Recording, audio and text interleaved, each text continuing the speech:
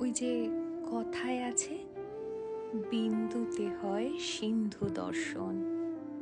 কিন্তু এক বিন্দু বিন্দু করে কতটা সিন্ধু দর্শনই বা করে উঠতে পারবো এই এক ছটাক জীবনে? ভাবুন তো।